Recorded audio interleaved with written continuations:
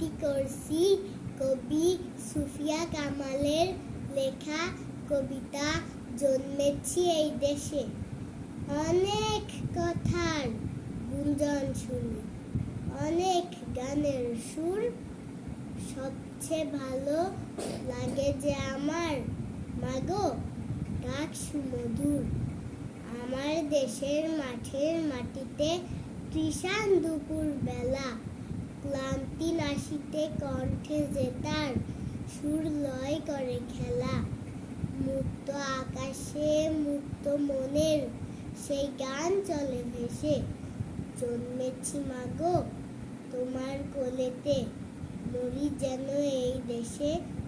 এই বাংলার আকাশ বাতাস, এই বাংলার ভাষা, এই বাংলার নদী গিরি বনে বাঁচিয়া মরিতে আসা। শত সন্তান সাত করে এর তুলি মাখি সারা গায়। বড় গৌরবে মাথা উঁচু করি মানুষ হইতে চাই।